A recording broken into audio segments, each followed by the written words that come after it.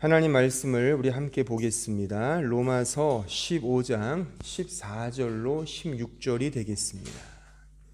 우리 다 같이 함께 말씀을 읽겠습니다. 시작. 내 형제들아, 너희가 스스로 선함이 가득하고 모든 지식이 차서 능히 서로 권하는 자임을 나도 확신하노라. 그러나 내가 너희로 다시 생각나게 하려고 하나님께서 내게 주신 은혜로 말미암아 더욱 담대히 대량 너희에게 썼노니, 이 은혜는 곧 나로 이방인을 위하여 그리스도 예수의 일꾼이 되어 하나님의 복음의 제사장 직분을 하게 하사 이방인을 제물로 드리는 것이 성령 안에서 거룩하게 되어 받으실 만하게 하려 하심이라. 아멘. 2019년에 개봉한 그 영화, 봉준호 감독의 영화 기생충이라는 영화가 있죠. 이 영화는 한국 영화 최초로 세계 영화 사상 가장 위대한 영화 리스트 100위에 선정되었을 정도로 그렇게 매우 유명하고 이슈가 있는 영화입니다. 이 영화는 상류층과 하류층으로 대변되는 두 가정을 대조시키면서 이 사회가 안고 있는 이중적 사회상을 블랙 코미디 풍으로 잘 고발하고 있는 영화입니다. 특히 감독은 그 하류층에 속해 있는 그 송강호의 그 가족을 거짓과 속임에 능한, 그래서 이선균의 가정에 빌붙어서 살아가는 그런 기생충으로 묘사하고 있습니다. 그러니까 대학생도 아니면서 한 명문대생으로 속여서 과외를 하는 아들 기우나, 미대의 미자도 모르는 사람이 인터넷에 그냥 주어들은 엉터리 화술로 전문 미술 치료사인 양 사기를 치는 딸 기정이나, 잘 지내고 있던 그 집안 집사를 결핵이라고 속이고 절묘한 케찹쇼로 몰아내어 그 자리를 꿰차버린 그 아내 충숙이나, 친절한 운전기사를 색 밝히는 바람둥이로 몰아서 쫓아내서 결국 역시나 그 자리를 차지해버린 그 기택, 송강호 그 자신이나, 어떻게 보면 숙주에 달라붙어서 그 모든 정기를 다 쪽쪽 빨아먹고 결국 없애버리는 기생충, 바로 그 모습을 그 감독은 그려내려고 했던 것 같습니다. 종국의 그 기생충의 대장인 송강호가 그 숙주로 상징되는 이선균을 칼로 죽이죠. 스포일러인데 다들 보셨을 거니까, 그죠? 그리고 이름부터가 연상하는 거죠. 기우, 기선, 기정, 기택. 그 아내 이름이 충숙이에요. 기충, 기생충을 이렇게 연상하게 이름을 그렇게 지은 겁니다. 저는 오늘 설교의 제목을 기생충에서 숙주로까지라고 정해보았습니다. 제목만 놓고 보면 아마 불쾌해하는 사람들도 있을 것이라 생각을 합니다. 그럼에도 이 제목을 붙인 이유는 이 제목으로 제가 오늘 설교에서 강조할 두 포인트가 있기 때문에 그러합니다. 하나의 측면은 변화라는 측면이 그 하나의 포인트고요. 또 하나는 범위, 그 범위의 측면에서 제가 좀 설교를 드리려고 하는 것입니다. 다시 말하면 변화에 있어서도 하나님의 은혜이고, 범위에 있어서도, 그러니까 변화에 있어서도 하나님의 은혜이고, 범위의 측면에 있어서도 하나님의 은혜라는 이 사실을 제가 두 가지 포인트로 정해서 설교를 하려고 합니다. 아마 설교를 다 듣고 나시면 이 두 가지 포인트가 그런 거구나를 아마 잘 이해하게 될 것입니다. 그리고 이러한 두 포인트를 잘 설명하기 위해 전제가 되는 극과 극의 대조를 우리는 먼저 상기해야 하는 것이죠. 그 극과 극의 대조는 우리가 짐작하듯이 기생충과 같은 죄인 중의 괴수인 우리 자신, 동시에 그런 죄인을 여전히 사랑하시고 끝까지 포기하지 아니하시며 그런 우리를 위해 모든 것을 내어주신, 마치 숙주처럼 사셨던 예수 그리스도, 요 극과 극을 우리는 대조할 수 있습니다. 그 영국의 저명한 기독교 작가인 C.S. 루이스가 자신의 책 네 가지 사랑이라는 책에서 이렇게 말했습니다. 제가 예전에 한번 인용했던 부분인데 다시 한번 제가 읽어드리면, 그 C.S. 루이스가 이렇게 말했어요. 그 아시죠? 루이스 그 뭐죠? 아슬란, 그 나니 연대기, 그 유명한 작가. 애들 동화 잘 쓰는 작가가 있어요. 근데 원래 기독교 작가입니다. 자, 이 사람이 이렇게 말했어요. 한번 잘 들어보세요. 충격적인 말을 했어요. 감히 생물학적인 이미지를 써서 표현하자면, 하나님은 일부러 기생충들을 창조하셔서 기생충인 우리가 하나님 자신을 이용해 먹을 수 있게 하시는 숙주이시다. 저는 예전에 대학 때 이 글을 읽고서 충격을 먹었어요. 와, 어떻게, 비유가 너무 리얼하다. 저는 이 비유적 관점에 전적으로 동의합니다. 거듭 강조하지만 기생충은 다름 아닌 우리 자신인 겁니다. 그리고 그 기생충으로부터 모든 것을 빼앗기시고 자신의 모든 것을 내어주시는 숙주로서, 마치 숙주로서 사셨던 분이 하나님 예수 그리스도인 겁니다. 자, 이사야 53장 3절에 가보시죠. 그는 멸시를 받아 사람들에게 버림받았으며 간고를 많이 겪었으며 질고를 아는 자라. 마치 사람들이 그에게서 얼굴을 가리는 것 같이 멸시를 당하였고 우리도 그를 귀히 여기지 아니하였도다.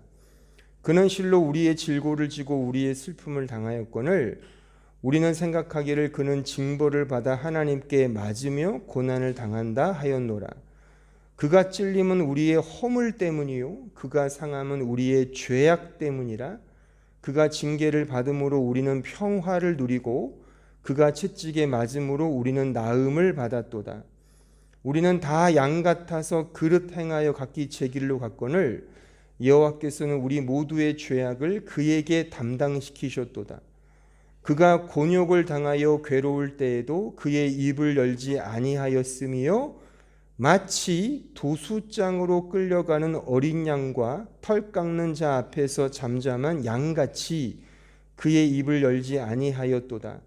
그는 곤욕과 신문을 당하고 끌려갔으나 그 세대 중에 누가 생각하기를 그가 살아있는 자들의 땅에서 끊어짐은 마땅히 형벌받을 내 백성의 허물 때문이라 하였으리요.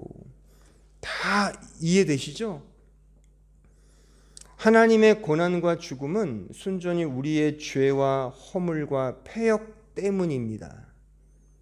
죄 없으신 하나님, 죄 없으신 예수 그리스도께서 우리의 죄와 허물과 패역을 끌어안고 형벌과 죽임당함의 길을 걸으셨습니다. 성경은 이러한 모습을 이렇게 묘사했습니다. 다시 7절을 보시면 마치 도수장으로 끌려가는 어린 양과 털 깎는 자 앞에서 잠잠한 양 같다. 굉장히 무기력해 보이는 그냥 숙주와 같은, 그래서 C.S. 루이스가 아마도 이 구절을 읽고서 이러한 글귀를 썼다고 저는 생각을 하고, 아니면 저는 이 글을 쓸 것 같습니다. 너무나도 무기력해 보이는, 아무런 저항도 하지 못하는 이러한 숙주와 같은 모습. 하나님의 이런 죽음의 모습은 분명 우리 인간, 나 자신이 얼마나 패역하고 더럽고 추악하고 교활한 죄인 중에 괴수인지를 깊이 깨닫게 합니다. 아니, 깨달아야 합니다. 그래서 성경은 또한 이렇게 말합니다. 이사야 64장 6절 이하를 보세요.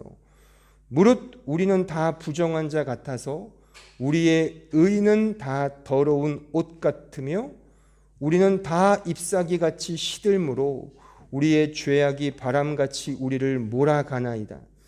주의 이름을 부르는 자가 없으며 스스로 분발하여 주를 붙잡는 자가 없사오니 이는 주께서 우리에게 얼굴을 숨기시며 우리의 죄악으로 말미암아 우리가 소멸되게 하셨음이니이다.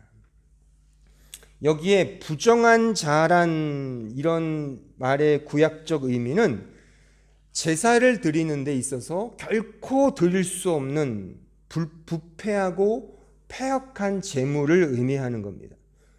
여기에 더러운 옷이라 번역된 filthy rag이라는 이 단어는 배설물이 덕지덕지 붙어있는 똥걸레를 말하는 거예요. 똥걸레. 소멸한다는 이 말은 이 말 자체의 원어적 의미가 기생충을 박멸할 때 쓰는 아주 잔인하고 무서운 형벌, 그 진노를 의미하는 겁니다. 그런데 보세요. 이러한 모든 부정적 요소들이 다 어디로 간 겁니까? 이 부정적 요소가 내 거였어요. 원래 인간 것이었는데 이것을 하나님이 예수 그리스도께서 친히 자신 안으로 들어오게 했다는 거 아닙니까? 그러니까 죄가 없는 예수가 죄인 된 거잖아요. 불의가 없으신 분이 불의가 되셔서 친히 이 모든 것들을 다 담당하셔서 죽을 수 없는 신이 죽고 그가 이루신 의를 우리에게 임퓨테이션, 전가시켜 주시고 우리에게 에피칼립토, 덧입혀 주시며 로기조마이, 그 여겨 주셨다 이겁니다. 이게 성경이 말하는 은혜입니다. 지금 제가 설명한 이 진술이 배제되거나 축소되거나 약화되면 복음이 아니에요.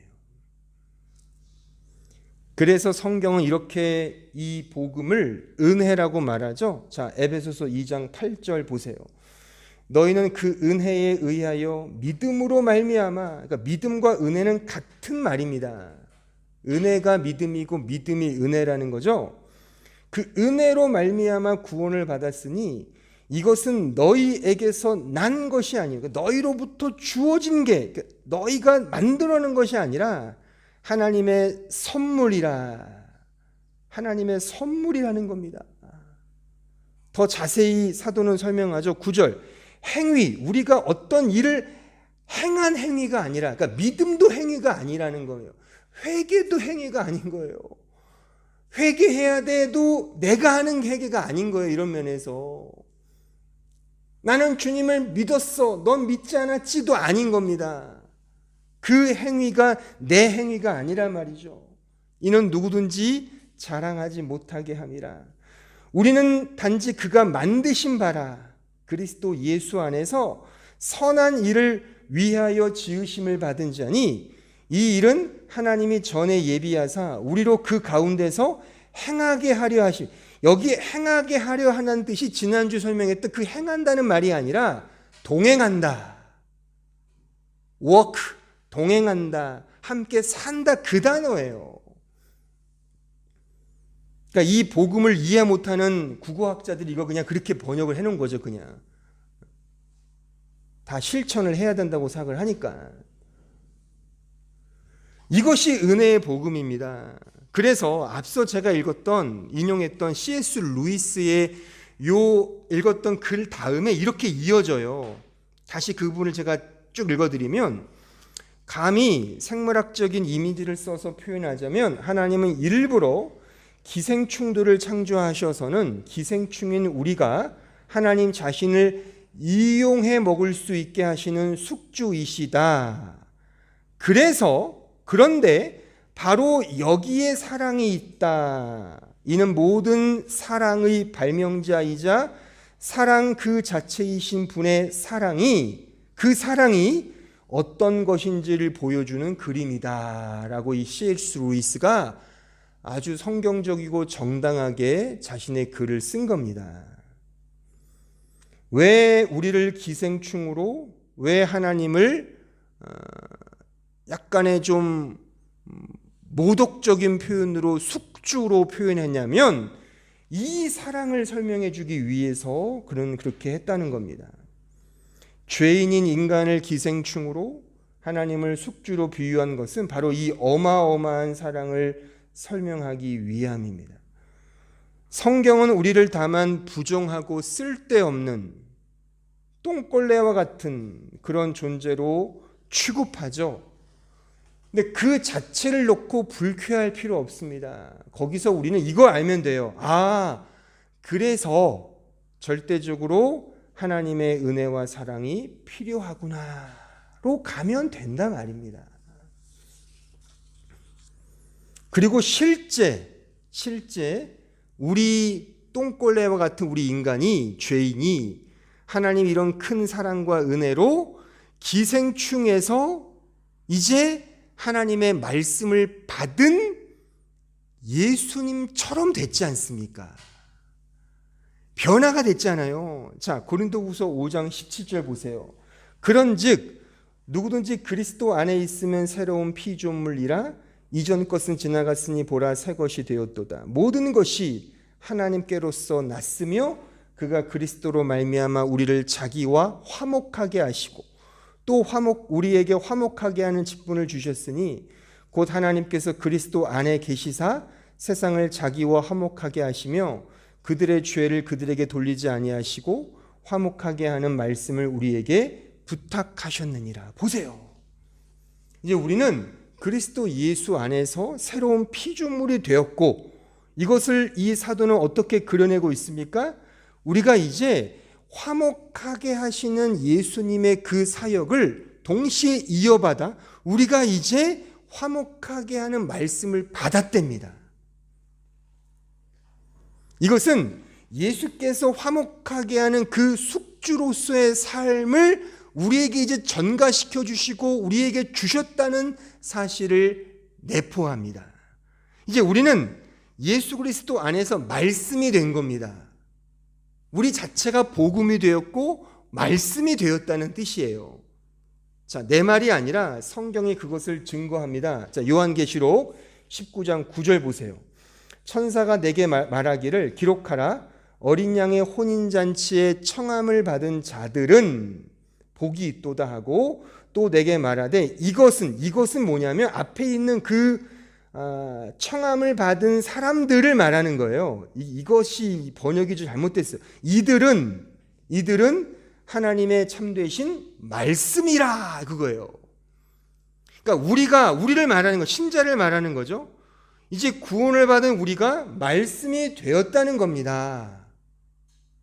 그러니까 말씀의 사역자, 복음의 사역자는 말씀을 받은 거예요. 뭐를 통해서? 그리스도의 은혜와 사랑을 통해 이제 말씀의 사명자가 된 겁니다.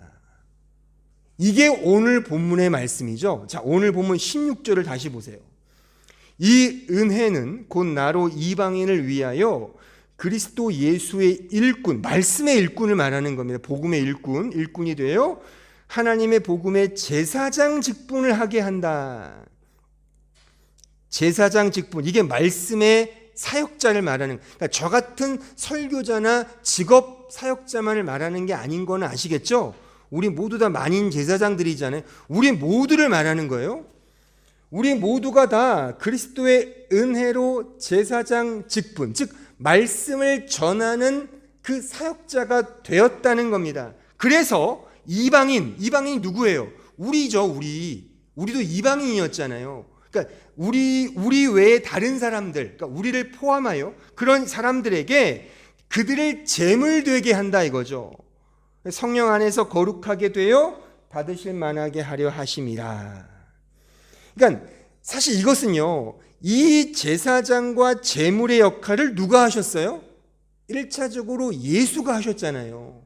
예수가 우리의 유일한 대제사장으로서 친히 제물 되셔서 십자가의 제물 되어서 이 일을 그가 이루신 거지 않습니까? 이루신 이 의를 이제 우리에게 고스란히 전가시켜 주신 거죠. 그러니까 그 직분을 우리에게 맡기신 겁니다. 그러니까 우리도 이제 예수님과 같이 동일하게 제사장이 되어 말씀과 은혜의 복음을 전하여 이방인들로 하여금 제물되게 하는 그 사역을 감당하는 겁니다. 그러니까 우리가 이제 제물이 되어 제물되게 하는 복음의 삶을 사는 겁니다. 다시 말합니다. 우리가 예수를 통해 제물이 되었잖아요. 예수의 제물을 통해 우리가 제물되었잖아요. 이제 우리가 제물된 우리가 동일하게 이제 이 제물됨을 전하는 거죠. 말씀으로 전하여 다른 사람들도 제물되게 하는 겁니다. 이걸 쉽게 말하면 전도라고도 할 수 있죠. 말씀을 전하는 사역. 자, 히브리서 10장 10절 보세요. 이 뜻을 따라 예수 그리스도의 몸을 단번에 들이심. 이 들이심이라는 단어가 제물이라는 뜻이에요. 오늘 본문의 제물, 이게 프로스포라 똑같은 단어예요. 제물로 들여서 우리가 거룩하게 되었잖아요. 요 구도가 이제 우리에게 전수돼요. 우리가 제물되었잖아요. 이제 우리가 다시 세상에서 제물되는 거예요. 그 제물된다는 것이 말씀을 전하고 복음을 전한다 그겁니다. 그 제물의 사역을 감당하여 다른 사람들로 하여금 제물되게 하는 그 일을 우리가 이제 감당하게 되는 겁니다. 그러면 여기서 제물된다, 드린다라는 건 뭘 의미하는 거겠어요? 숙주죠. 죽음을 말하잖아요. 내 모든 것들을 내어주는 그 숙주의 삶을 사는 겁니다. 그러니까 우리가 기생충과 같은 죄인에서 이제 예수님의 그 십자가, 그 숙주로까지 가는 거예요. 이게 우리의 변화된 삶인 겁니다. 아시겠어요? 제물된다는 것은 죽음을 메타포하지 않습니까? 그러니까 우리가 숙주로서 예수님과 같은 그런 삶을 살아가는 겁니다. 자, 로마서 12장 1절 보세요. 여기에 그 말씀이 나와 있죠. 그러므로 형제들아 내가 하나님의 모든 자비하심으로 너희를 권하노니 너희 몸을 하나님이 기뻐하시는 거룩한 산 제물로 드리라. 이게 오늘 본문으로 말하면 말씀의 제사장이 되라 그거예요. 복음을 전하라. 그래서 너가 그렇게 사는 그 삶의 증거를 통하여 다른 사람들에게 복음을 전하는 거야가 오늘 본문의 말씀인 거예요. 그러니까 사도는 이런 맥락에서 나는 너희들에게 제물이 되었잖아. 내가 지금 전하는 이 복음의 말씀 이제 알아듣겠니? 이게 죽는 거야. 그렇게 말하고 있는 겁니다. 말씀과 복음으로 산다는 것은 곧 십자가의 죽음을 함의하지 않습니까? 동일하게 예수님처럼 살아가는 거지 않습니까? 이것이 말하자면 복음과 말씀을 전하는 사역이죠. 그리스도의 죽음은 하나님의 복음과 그의 말씀을 위한 죽음이잖아요. 아까 읽었잖아요. 요한계시록 19장 말씀에서 혼인잔치에 참여하는 자가 말씀이 됐잖아요. 어떻게 됐습니까? 말씀이신 예수가 죽어서 된 거잖아요. 열매지 않습니까? 그렇죠? 그러니까 예수님의 죽음은 단순히 보편적인 죽음이 아니라 인간적인 죽음 차원이 아니죠. 그 죽음을 통해 말씀과 복음이 확인되고 완성되었지 않습니까? 그거를 목적한단 말입니다. 그리스도의 죽음은 복음과 말씀의 자녀를 만들기 위한 죽음이지 단순히 인간적인 차원에서의 그냥 그런 죽음 정도가 아닌 겁니다. 이런 차원에서 우리가 그리스도의 죽음을 묵상하고 상기할 때 인간적으로 접근하는 것은 위험합니다. 그래서 그 패션 오브 크라이스트라는 그 영화를 제가 자꾸만 부정적으로 말하는 이유는 저도 예전에 봤을 때 10번 이상 봤어요. 눈물콧물 엄청 흘렸어요. 근데 그런 효과도 있으나 그런 인간적인 죽음으로 가면 위험한 게 지금 제가 설명하는 이 복음으로 가지 못하게 하기 때문에 그런 겁니다. 단순히 슬퍼하고 안타까워하고 그 죽음을 통해 인간적으로 이해하고 교훈을 얻으려고 하는 차원으로 가면 안 되고 그것을 통해 복음과 말씀으로 가야 한다는 겁니다. 인간적 차원의 죽음이 아니라 그 죽음을 통해 복음과 말씀으로 가는 그 죽음이어야만 그리스도의 죽음의 정당함이 확보된다. 저는 그 말씀을 드리고 싶은 겁니다.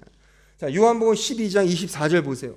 내가 진실로 진실로 너희에게 이르노니 한 알의 밀이 땅에 떨어져 죽지 아니하면 한 알 그대로 있고 죽으면 많은 열매를 맺느니라.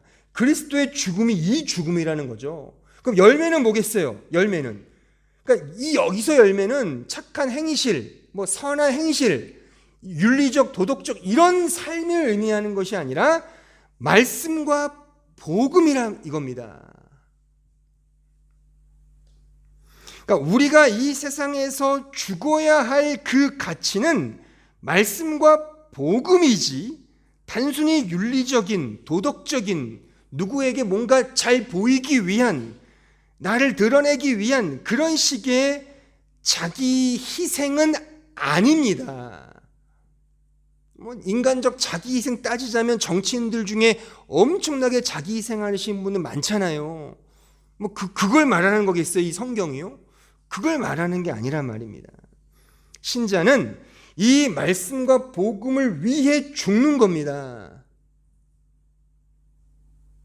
그러니까 복음을 전한다는 것은 나의 가치와 나의 죽음을 함의한다 그겁니다.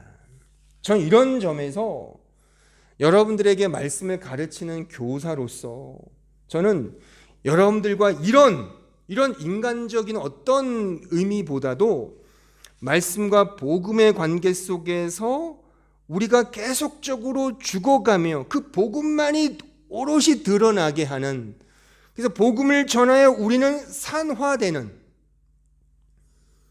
그런 삶을 사는 것이 맞다라고 저는 역설하고 싶은 거죠. 이것이 마치 숙주와 같은 삶이지 않습니까? 그렇잖아요. 그러니까 이것은 너무나도 높은 차원이라고 말할 수 있어요. 우리가 이 세상을 살아가는 유일한 목적은 복음이고 말씀인 겁니다. 그 복음과 말씀이 이 땅에 잘 뿌려지게 하기 위한 목적으로 살아가는 겁니다. 여러분들이 지금 행하고 있는 모든 직업과 돈과 명예와 모든 삶의 여정들은 이것을 위한 하나의 모형들인 것입니다. 그래서 우리는 이 말씀을, 복음을 전하는 제사장의 직분을 감당하는 거예요. 기생충인 우리가 이제 예수님과 방불한 그 안에서 우리는 예수잖아요. 그러니까 우리가 말씀이라니까요. 이거는 우리를 대단히 높이는 거긴 하지만 이게 성경적으로 맞습니다. 우리는 이제 의인이에요. 우리는 거룩한 자이며 주님입니다. 우리가 주님 안에 있으면 주님이죠. 우리가 이제 예수님처럼 이 세상에서 숙주와 같은 삶을 사는 겁니다. 단순히 인간적으로 져주거나 희생하여 나를 또 교묘하게 드러내는 그런 차원이 아니라 오직 복음과 말씀만이 남도록 나는 산화되는 거예요. 그런 삶을 살아가는 것이 신자의 삶인 겁니다. 이것이 기생충에서 숙주로까지 변화되는 우리의 역사 속 여정이라는 겁니다.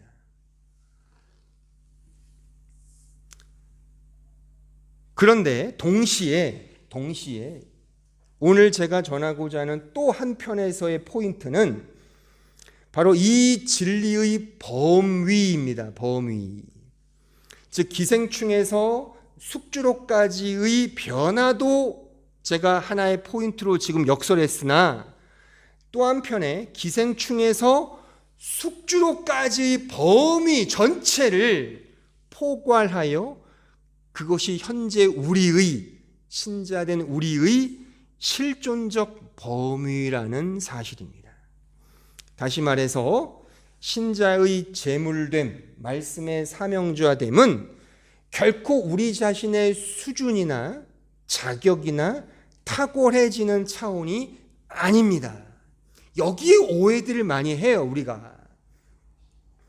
여러분들은 아니겠죠. 저 같은 말씀을 직업적으로 전하는 저 같은 목사들이 자꾸만 오해하는 게 내가 예수님의 복음을 전한다는 이 행위를 내 자신과 동급으로 놓아서 나의 수준과 자격이 그렇게 높아지는 존재로 우리는 스스로를 착각한다는 거죠. 또한 여러분들도 그런 목회자들을 우상으로 섬기는 거죠. 그래서 요즘에 한국 교회에서 목사가 무슨 성추행을 했다, 돈을 이렇게 헐뜯었다, 그러면서 막 그냥 데모하고 그러잖아요. 물러가라 그러잖아요. 근데 그러면 안 됩니다. 물론 그러면 다 감옥에 가니까 안 되는 건데, 근데 우리가 조심해야 될 것은 아무리 말씀을 전한다고 해서 그것이 아무리 거룩한 주님의 은혜의 복음이라고 해서 그 말씀을 전하는 그 사람이 높아지는 게 아닙니다.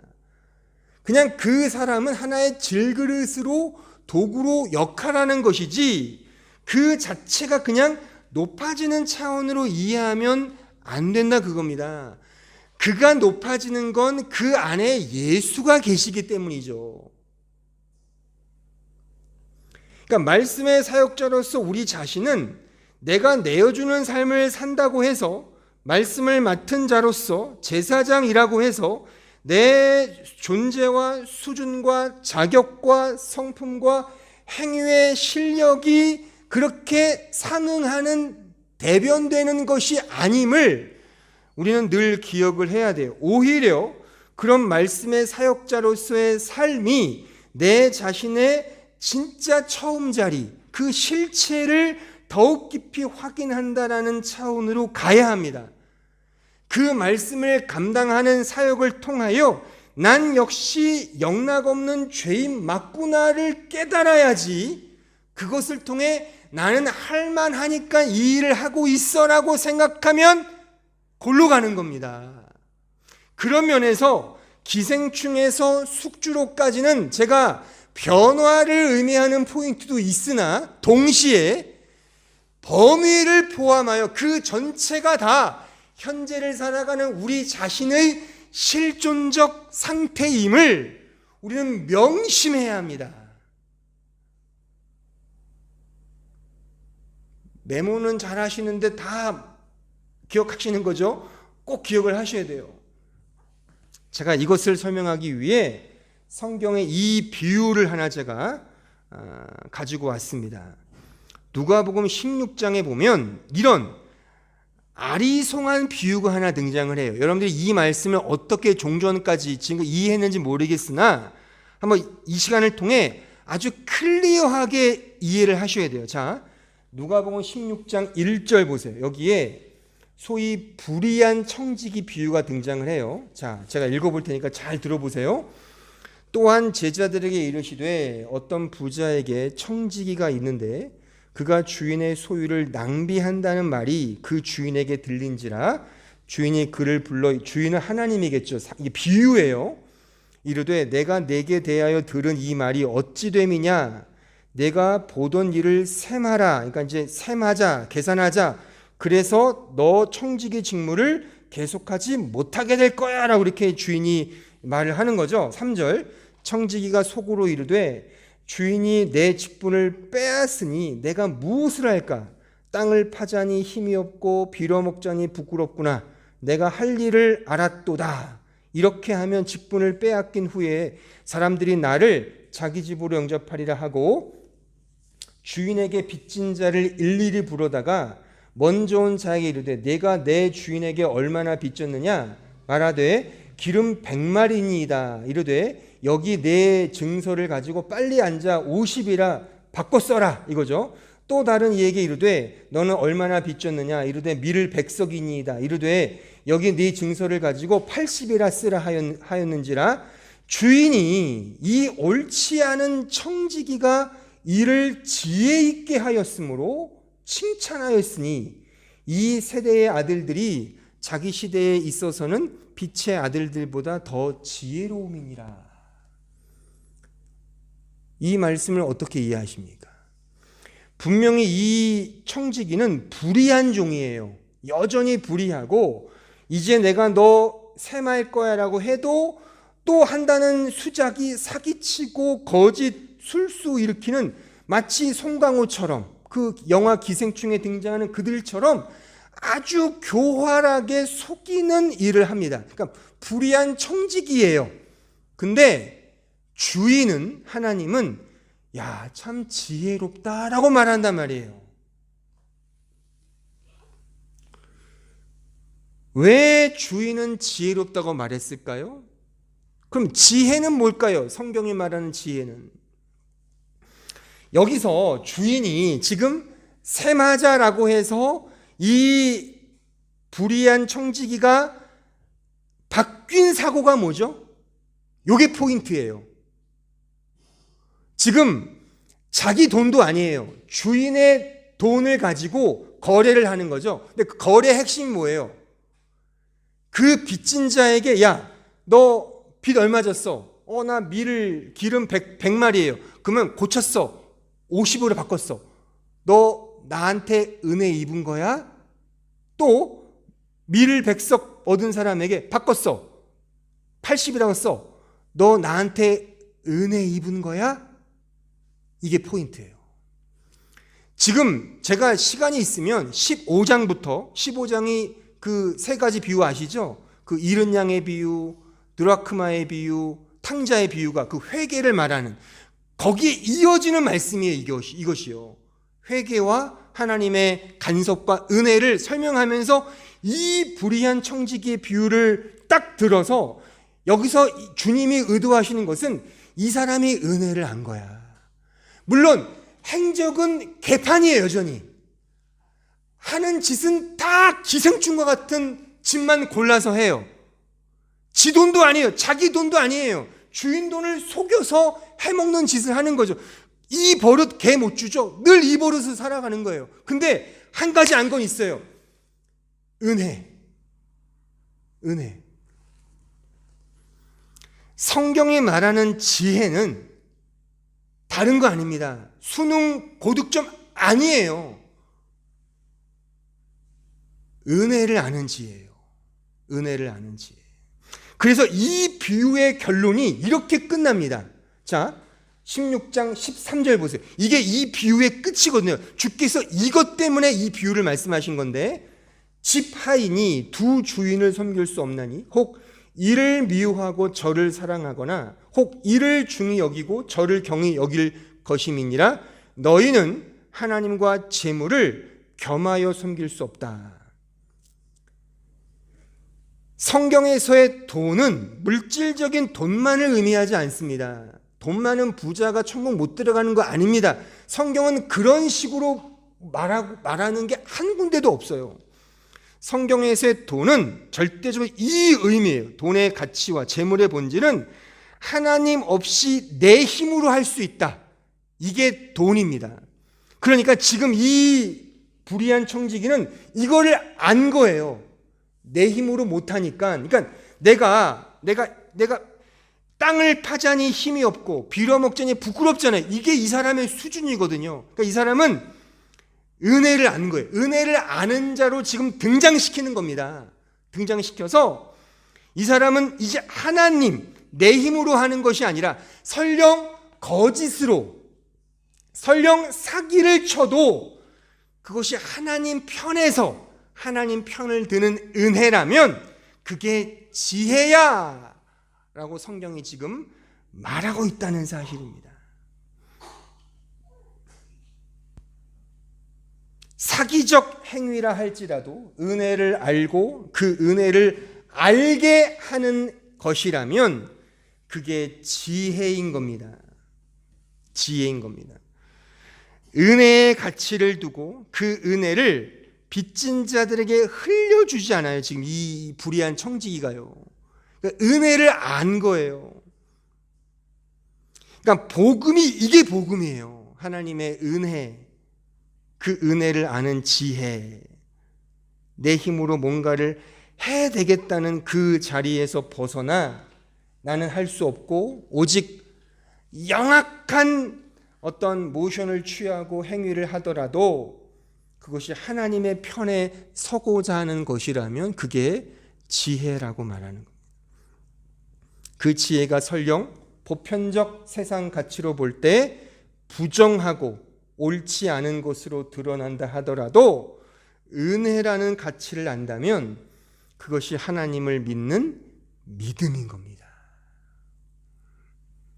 이것도 제가 종전에 계속 강조하는 인간의 시선으로는 이해를 하기 어렵겠죠.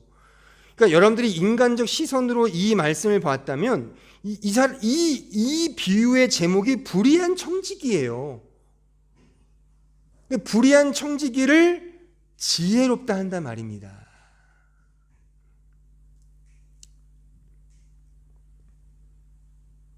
우리가 알고 있는 세상적 보편적 가치로 보면 절대 안 됩니다. 그렇게 보면 이것은 엉터리가 되고 옳지 않게 되죠. 우리가 선악의 구조로 보면 이건 바르지 않아요. 그렇게 보면 안 됩니다. 하나님의 시선으로 보아서 이게 성경은 지혜다. 따라서 역사라고 하는 이 히스토리는 인간이 안 된다는 사실을 확인하는 현장이지 내가 뭔가를 구현하여 이 세상을 유토피아 만드는 현장이 아닌 겁니다. 이거를 아는 게 지혜인 거예요. 그래서 주님 마라나타 오십시오라고 주님을 초청하는 게 믿음이지 않습니까? 간구하는 거지 않습니까? 우리는 기시를 다 다른 사람을 이겨먹기 위해 살아갑니다. 그래서 선행을 베풀고 착한 일을 행하며 소위 말씀을 증거하고 있는지도 모릅니다. 어떻게 보면 그냥 겉모습만 보면 좋아 보이는 것까지도 사실 다 내 자신의 의를 드러내기 위한 하나의 수단이요 목적인 것입니다. 우리는 이렇듯 여전히 나만을 위해 다른 사람들을 이용해 먹는 기생충입니다. 이런 점에서 불의한 청지기 맞죠? 하나도 변화가 안 됐어요. 불의한 청지기는 인간의 시선으로 보면. 하지만 단 한 가지 은혜에 대한 감각과 정서가 생겼다는 사실이죠. 그래서 허투는 방법이긴 하나 은혜를 흘려주지 않습니까? 거기에 포인트가 있는 겁니다. 저는 이런 면에서 강조하고 싶습니다. 성경은 착한 사람 만들기 위해 주신 책이 아닙니다.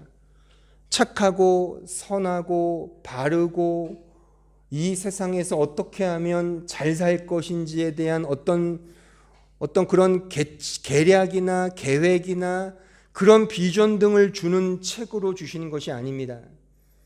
따라서 저는 이 설교를 통해 여러분들을 착한 사람 되기 위한 목적으로 설교하고 가르치지 않습니다.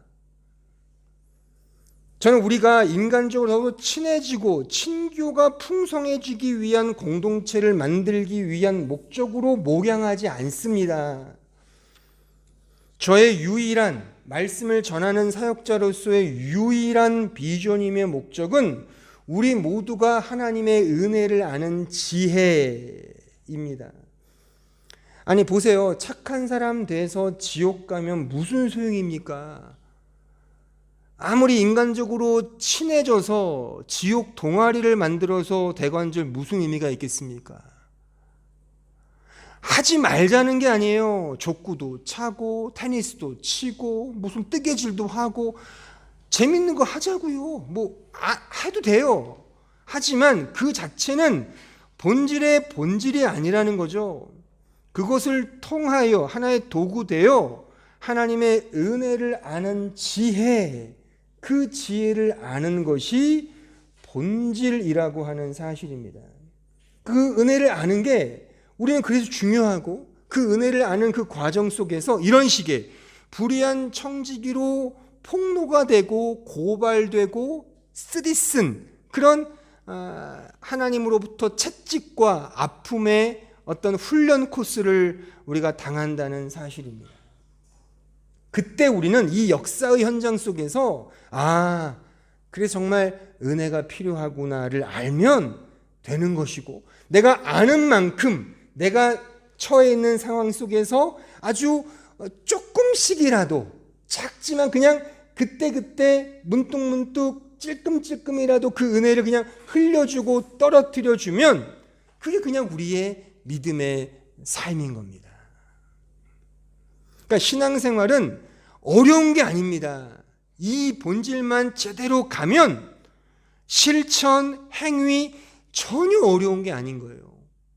본질로 가지 못하면 계속 그 본질을 내 스스로 커버하려고 하는 그 안에서 우리는 더욱더 큰 억압과 짐과 족쇄의 그런 무게를 겪게 되는 것이죠.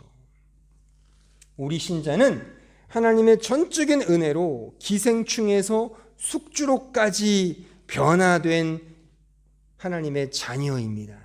이제 우리는 예수 그리스도의 십자가를 따라 숙주적 삶으로까지 그 지향성과 방향성과 경향성을 갖게 된 존재입니다. 그러니까 우리가 말씀을 전하고 복음을 전한다는 것은 바로 예수님처럼 우리가 거해 있는 그 삶의 현장 속에서 날마다 죽는 삶을 사는 거예요.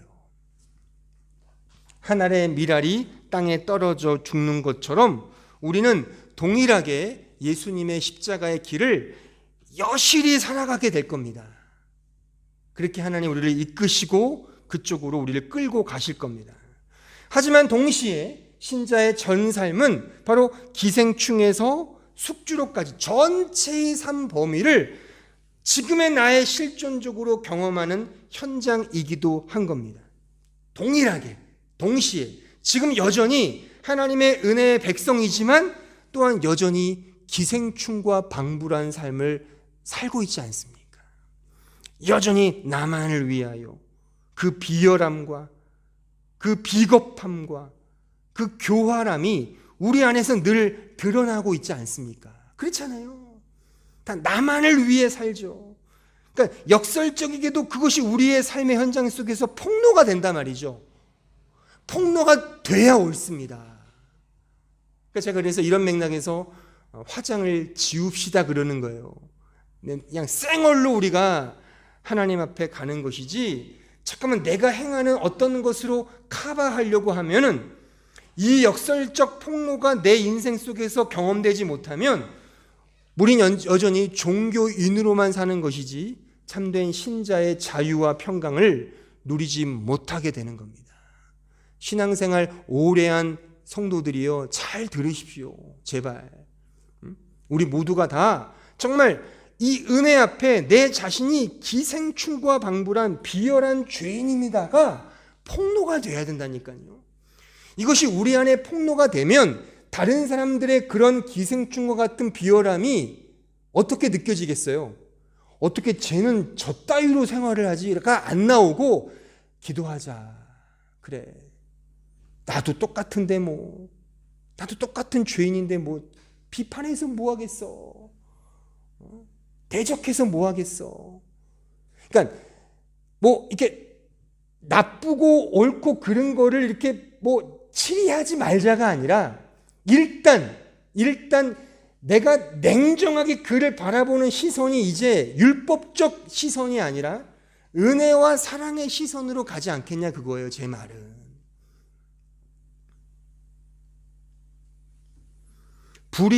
불의한 청지기의 비유가 보여주는 게 그거를 의도한 겁니다. 이 불의한 청지기는 그 모습 그대로예요. 하지만 주님이 이게 지혜야. 왜? 은혜를 아니까. 그러니까 우리 모든 한국교회 성도들을 다 아는 주일학교 그 대표적 찬송가 찬양 알잖아요. 돈으로도 못 가요 하나님 나라. 마음씨 착해도 못 가요 하나님 나라. 얼굴 예뻐도 못 가요도 있나요? 하여튼 우리가 가지는 것들은 아무것도 아닌 거예요. 오직 믿음, 은혜. 그러니까 저는 그 찬양을 처음에 접했을 때 그냥 따라 불렀지만 사춘기 때 그걸 듣고서 이렇게 엉터리가 어딨어? 이런 엉터리가 어딨어? 근데 그 엉터리가 진짜 복음이라 말입니다. 내가 설령 성장하고 성숙되며 성화되는 경지까지 다다라 소위 그리스도의 형상으로까지 닮아가는 탁월한 면모를 보인다 하더라도 그것은 내가 하는 것이 아니요 전적인 하나님의 은혜임을 고백하게 되는 것이 맞잖아요. 이게 성화지 않습니까? 그렇잖아요. 난 이만큼 성장했는데 너는 왜 성장 못하가 성화가 아니잖아요. 그거는 세상이 말하는 유교죠. 성경이 말하는 성화는 이런 거잖아요. 내가 올라가도 결국에 난 죄인 맞습니다. 단순히 하나님에게로만 수직적인 관계로만이 그런 마음을 갖는 것이 아니라 수평적인 성도 간의 관계 속에서도 그래 뭐든지 다 받아주는 거잖아요. 이게 사랑이지 않습니까? 나와 다른 사람들을 받아줄 수 있는 그 여유와 사랑과 그 긍휼히 여기는 마음이 어디서 격발되겠냐고요. 이 은혜를 알 때 격발이 되겠죠. 그래서 사도 바울이 이렇게 고백을 하는 겁니다. 고린도전서 15장 10절 보세요. 그러나 내가 나 된 것은 하나님의 은혜로 된 것이니 내게 주신 그의 은혜가 헛되지 아니하여 내가 모든 사도보다 더 많이 수고하였으나 더 많이 수고했어요. 맞아요. 사도 바울이 수고했어요. 자기도 알 겁니다. 이 글을 통해 저는 이 사람은 좀 잘난 척 했구나 느껴져요. 잘난 척이 이것이요. 나 수고 많았어. 그런데 그게 은혜라고밖에 말할 수가 없어로 가잖아요. 립 서비스 필요해요. 아무개 성도요 수고했어요. 잘했어요. 목사님 은혜 받았어요. 그렇게 할 수 있어요. 인간 살아가는 게 그런 거잖아요. 다 인정하지 말라고 그래서 그냥 다 수고해도 그냥 색 다 그냥 아무것도 넌 그냥 할 거 했으니까 됐어. 그러면 이거는 정례미가 떨어지겠죠. 그러니까 우리가 인간 사회 속에 살아가는 나름의 형식과 모형은 필요해요. 하지만 제가 말하는 게 이겁니다. 우리가 성장을 해야 돼요. 성숙돼야 돼요. 하지만 결국에 우리가 가야 할 그 본질은 그 모든 건 다 하나님의 은혜입니다. 이 고백만이 우리의 인생 전 영역에서 매 순간 읊어져야 옳은 겁니다. 설령 강교한 죄를 짓는 현장에서든지 기생충과 방불한 그런 현장에서든지 혹은 그 반대로 어마어마한 거룩과 경건의 삶의 그 현장에서든지 숙주의 삶을 살아가는 그 숙주와 방불한 삶을 살아가는 정말 다 자기 희생과 자기 부인의 삶을 주는 현장에서든지 참된 신자라면 이 고백 다 하나님의 은혜입니다. 근데 보세요. 제가 일부러 역설을 위해 역설을 제가 제시하는 건 아니지만 아까 말한 이 두 현장 속에서 어떤 곳에서 더 교묘하겠습니까? 간교한 죄의 현장에서 간교함이 그 교활함이 드러나겠습니까? 반대로 아주 거룩하고 경건한 삶을 살아가는 곳에서 더 교활해지겠습니까? 스스로 생각해 보세요. 제가 너무 부정적인 것을 위한 부정으로 대응하는지 모르겠으나 제가 생각하는 바로는 인간이라는 건 바뀌지가 않아요. 본성은 안 바뀝니다. 거룩한 척 할 수 있고 경건한 척 할 수 있는 거죠. 그러니까 우리는 여전히 하나님의 은혜가 필요하다고 가면 되죠. 너무 좋죠. 그러면 그렇게 가자는 게 저의 설교의 결론인 겁니다. 나의 나된 것, 내가 행하는 모든 것 다 하나님의 은혜입니다. 그 은혜만을 오롯이 붙드는 겁니다. 이 은혜를 알고 받은 바 이 은혜에 따라 살아가는 참된 신자들이 되기를 진심으로 바랍니다. 기도하겠습니다. 아버지 하나님, 오늘 말씀을 통하여 특별히 불의한 청지기의 비유를 통하여 우리는 우리 자신의 실존적인 실체에 대하여 다시금 점검하고 또한 성찰하는 시간을 가졌습니다. 주님, 성령께서 우리 마음에 감화, 감동, 조명해 주시사 이 말씀이 그냥 우리의 뇌리에서, 우리의 지식적인 수준에서 흩어지는 것이 아니라 우리의 심령에 잘 박혀서 정말 우리가 어떠한 삶을 살든 은혜만이 남고 또한 어떠한 삶으로 살든지 은혜만이 정답임을 깨달아 오직 예수 그리스도의 그 의, 예수께서 이루신 그 십자가의 보혈, 그것만을 붙들며 살아가는 주의 백성들 될 수 있도록 은혜 내려 주옵소서. 예수님의 이름으로 기도하옵나이다. 아멘.